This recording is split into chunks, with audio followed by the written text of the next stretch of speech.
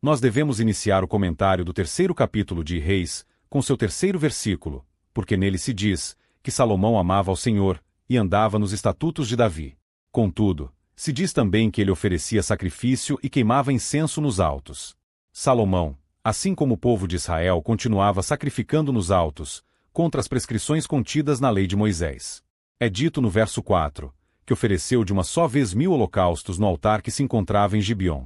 Todavia, muito contribuiu para esta prática de Salomão, e que era a de muitos israelitas, o fato de o culto do tabernáculo ter sido desestruturado, desde os dias do sumo sacerdote Eli. A arca se encontrava em Jerusalém, na tenda que Davi construíra para ela, e o altar do holocausto e as demais peças do tabernáculo se encontravam em Gibeon, segundo Crônicas 1 verso 3. O desprezo pelo serviço do tabernáculo, que começou com os 2 filhos de Eli em Siló, desestruturou de tal maneira as ordenanças cerimoniais, que o povo de Israel, desde então oferecia sacrifícios nos altares que se espalharam por toda a nação, verso 2. Esta prática estava sendo tolerada por Deus, mas o desprezo à lei viria a custar um alto preço para eles até os dias do cativeiro, porque mesmo depois do templo ter sido construído por Salomão, e ter sido reestruturado, tudo o que era determinado na lei sobre o ofício sacerdotal e a prática de oferecer sacrifícios nos altos estava tão arraigada no povo, que eles nunca foram curados completamente deste mal, e chegaram a ponto de oferecer seus sacrifícios a outros deuses, como viria a fazer o próprio Salomão em sua velhice, 1 Reis 11. Todo o esforço de Deus para reconduzir seu povo à prática da lei, pelo ministério dos profetas, não recebeu a devida atenção, e não lhe restou alternativa de expulsá-los da sua própria terra, através do cativeiro assírio e babilônico. Salomão era ainda muito jovem, mas amava e andava nos caminhos do Senhor, quando esteve em Gibeon oferecendo aqueles 1000 holocaustos no altar de bronze do tabernáculo. Quando ainda se encontrava em Gibeon, Deus lhe falou à noite em sonhos, e provou seu coração dizendo que lhe pedisse o que queria, que ele lhe desse. Foi o subconsciente de Salomão que respondeu ao Senhor, porque ele estava dormindo. Verso 15. Ele não pediu nada para si mesmo, senão para o bem do povo do Senhor. O seu desejo era o de honrar e agradar ao Deus de seu pai, que havia usado de grande benevolência para com ele, pois Salomão sabia bem no fundo do seu coração que o modo de servir a Deus está em servir ao seu povo, e por isso pediu entendimento para discernir entre bem e mal, de maneira a conduzir o povo do Senhor com justiça. Deus se agradou tanto daquela resposta, que não trazia em si nenhum interesse próprio de busca de grandeza pessoal, que prometeu dar a Salomão não apenas a sabedoria que ele havia pedido, mas lhe daria muito mais do que isto, porque a daria numa maior medida do que a qualquer outro homem sobre a terra. E, como o coração de Salomão não estava apegado à longevidade, riqueza e ao desejo de subjugar seus inimigos, então lhe daria riquezas e glória maiores em seu reino, do que as de qualquer outro rei que vivesse em seus dias. Verso 13. E ainda, caso Salomão andasse nos seus caminhos, lhe daria longevidade. Verso 14. O modo de andar no seu caminho foi definido, como sendo através da guarda dos seus estatutos e mandamentos. Acordado do seu sonho, Salomão se dirigiu a Jerusalém e ofereceu holocaustos e ofertas pacíficas na presença da Arca da Aliança. Verso 15, como forma de gratidão ao que o Senhor lhe havia prometido. Ele não o fizera na própria localidade de Gibeon onde se encontrava, porque o entendimento que havia pedido a Deus começou a ser despertado imediatamente nele, e compreendeu que os sacrifícios deveriam ser apresentados diante da arca, que simbolizava a presença de Deus. Mas, como o altar do holocausto, bem como o tabernáculo se encontrava em Gibeon, seria necessário construir sem demora o templo, na eira de Araúna, de modo que os sacrifícios e ofertas pudessem ser apresentados regularmente, da maneira que era requerida por Deus na sua lei.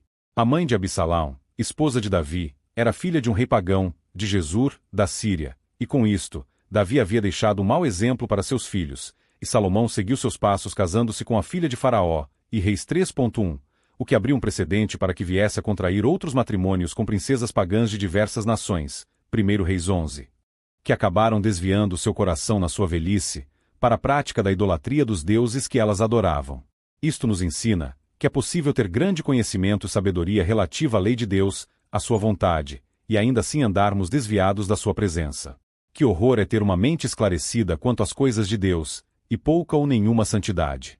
Melhor seria não conhecer o caminho da verdade do que, em o conhecendo, caminhar por outros caminhos diferentes dele. Que possamos nos guardar deste grande mal. Cumpra a nós vigiar e orar em todo o tempo, para não cairmos nesta e em outras tentações. Se o fizermos, Deus nos concederá graça para perseverarmos na verdade. Mas, se o abandonarmos, Ele também nos abandonará, ainda que não para uma perdição eterna, mas para experimentarmos o seu desagrado. Quem lançou a mão do arado não pode olhar para trás. Quem está empenhado na guerra deve ter previsto e calculado os custos. Quem começou a construir a casa deve concluir a construção. Este é o caráter do reino de Deus, e ele jamais modificará as suas exigências para acomodá-las às nossas negligências e pecados. Importava que Salomão permanecesse na mesma fidelidade que havia demonstrado no princípio. Ele deveria continuar fazendo uso da sabedoria que lhe havia sido dada para ser um modelo, um exemplo de santidade para o povo de Israel. Afinal, foi para confirmá-lo como um rei sábio e justo perante o povo de Israel e todas as nações, que o Senhor lhe dera o dom de discernir entre bem e mal, mais do que a qualquer outro homem. Nós podemos ver isto, nos Provérbios, no livro de Eclesiastes e Cantares, que ele escreveu, e na demonstração prática da sabedoria, que havia recebido quando agiu como juiz no caso das duas prostitutas que alegavam ser a mãe de uma mesma criança. O que ele fez dispensa qualquer comentário de nossa parte, porque esta história corre mundo, e quase todos a conhecem. Foi exatamente através dela que Salomão começou a ter renome como um rei sábio e justo. Verso 28. Leitura de 1 Reis 3. Verso 1. Salomão aparentou-se com Faraó, rei do Egito, pois tomou por mulher a filha dele, e a trouxe à cidade de Davi, até que acabasse de edificar a sua casa, e a casa do Senhor, e a muralha de Jerusalém em redor. 2 Entretanto o povo oferecia sacrifícios sobre os altos, porque até aqueles dias ainda não se havia edificado casa ao nome do Senhor. 13 Salomão amava ao Senhor, andando nos estatutos de Davi, seu pai, exceto que nos altos oferecia sacrifícios e queimava incenso. 4 Foi, pois, o rei a Gibeon para oferecer sacrifícios ali, porque aquele era o principal dentre os altos. 1000 holocaustos sacrificou Salomão naquele altar. 5 Em Gibeon apareceu o Senhor a Salomão de noite em sonhos, e disse-lhe: Pede o que queres que eu te dê. 6 Respondeu Salomão: De grande benevolência usaste para com teu servo Davi, meu pai, porquanto ele andou diante de ti em verdade, em justiça e em retidão de coração para contigo, e guardaste-lhe esta grande benevolência, e lhe deste um filho, que se assentasse no seu trono, como se vê neste dia. 7 Agora, pois, ó Senhor meu Deus, tu fizeste reinar teu servo em lugar de Davi, meu pai. E eu sou apenas um menino pequeno, não sei como sair, nem como entrar. 8 Teu servo está no meio do teu povo que elegeste, povo grande, que nem se pode contar, nem numerar, pela sua multidão. 9 Dá, pois, a teu servo um coração entendido para julgar o teu povo, para que prudentemente discirna entre o bem e o mal. Porque, quem poderia julgar a este teu tão grande povo? 10 E pareceu bem aos olhos do Senhor o ter Salomão pedido tal coisa. 11 Pelo que Deus lhe disse: Porquanto pediste isso, e não pediste para ti muitos dias, nem riquezas, nem a vida de teus inimigos, mas pediste entendimento para discernires o que é justo. 12 Eis que faço segundo as tuas palavras. Eis que te dou um coração tão sábio e entendido, que antes de ti teu igual não houve, e depois de ti teu igual não se levantará. 13 Também te dou o que não pediste, assim riquezas como glória, de modo que não haverá teu igual entre os reis, por todos os teus dias.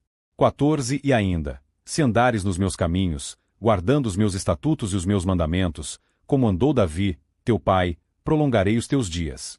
15 Então Salomão acordou, e eis que era sonho. E, voltando ele a Jerusalém, pôs-se diante da arca do pacto do Senhor, sacrificou holocaustos e preparou sacrifícios pacíficos, e deu um banquete a todos os seus servos. 16 Então vieram duas mulheres prostitutas ter com o rei, e se puseram diante dele. 17 Disse-lhe uma das mulheres: Ah, meu senhor, eu e esta mulher moramos na mesma casa, e tive um filho, estando com ela naquela casa. 18 E sucedeu que, no terceiro dia depois de meu parto, também esta mulher teve um filho. Estávamos juntas, nenhuma pessoa estranha estava conosco na casa, somente nós duas estávamos ali. 19 Durante a noite morreu o filho desta mulher, porquanto se deitara sobre ele. 20 Ela se levantou no decorrer da noite, tirou do meu lado meu filho, enquanto a tua serva dormia, e o deitou no seu seio, e a seu filho morto deitou no meu seio. 21 Quando me levantei pela manhã, para dar de mamar a meu filho, eis que estava morto. Mas, atentando eu para ele à luz do dia, eis que não era o filho que me nascerá. 22 Então disse a outra mulher: Não, mas o vivo é meu filho, e teu filho morto. Replicou a primeira: Não, o morto é teu filho, e meu filho vivo. Assim falaram perante o rei. 23 Então disse o rei: Esta diz: Este que vive é meu filho, e teu filho morto. E esta outra diz: Não, o morto é teu filho, e meu filho vivo. 24 Disse mais o rei: Trazei-me uma espada. E trouxeram uma espada diante dele. 25 E disse o rei: Dividi em duas partes o menino vivo, e dai a metade a uma, e metade a outra. 26 Mas a mulher cujo filho em suas entranhas se lhe enterneceram por seu filho, e disse: Ah, meu senhor, dai-lhe o menino vivo, e de modo nenhum o mateis. A outra, porém, disse: Não será meu, nem teu. Dividiu. 27 Respondeu: Então, o rei: Dai a primeiro o menino vivo, e de modo nenhum o mateis, ela é sua mãe. 28 E todo Israel ouviu a sentença que o rei proferira, e temeu ao rei, porque viu que havia nele a sabedoria de Deus para fazer justiça.